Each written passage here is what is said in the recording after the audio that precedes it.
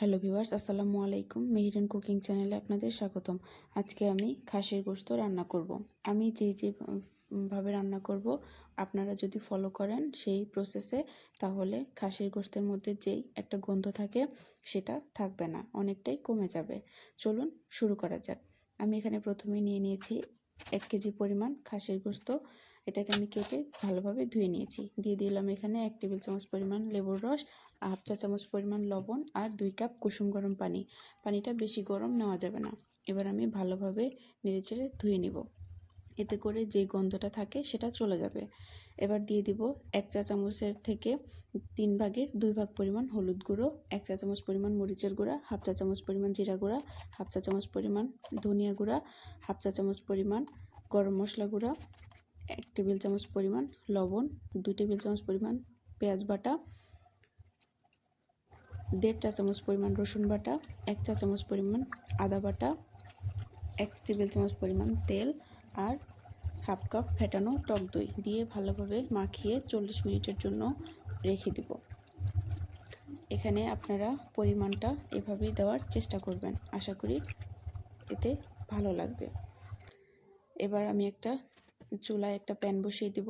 দিয়ে দিলাম এখানে সরিষার তেল আর সয়াবিন তেল মিলিয়ে 1/2 কাপ পরিমাণ।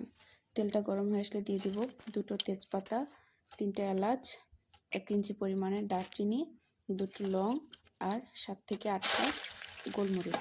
দিয়ে দিব এখন 1/2 কাপ পরিমাণ পেঁয়াজ কুচি। পেঁয়াজটা হালকা বেরেস্তা হয়ে আসলে দিয়ে দিব ম্যারিনেট করা মাংসগুলো।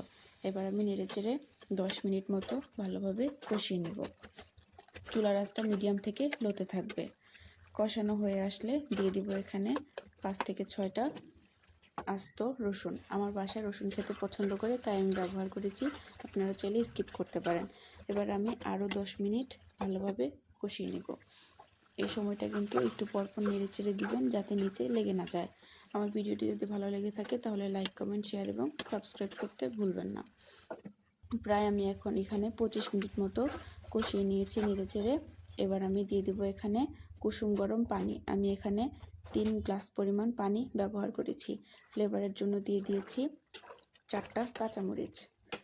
আপনারা এখানে ঝালটা কম বেশি করতে পারেন, যে যেমনটা পছন্দ করেন। এবার ঝোলটা টেনে আসলে, যখন মাংসটা সেদ্ধ হয়ে আসবে, তখন আবারও এখানে আমি 1/2 চা চামচ পরিমাণ গরম মশলা গুঁড়ো ব্যবহার করেছি। এবার আমি এটা নামিয়ে নিব। এই গোশতটা আপনারা খিচুড়ি, রুটি, লুচি অথবা গরম ভাতের সাথে খেতে পারেন, খুবই ভালো লাগে। এই প্রসেসে অবশ্যই চেষ্টা করে দেখবেন। আজকের মতো এই পর্যন্তই। আল্লাহ হাফেজ।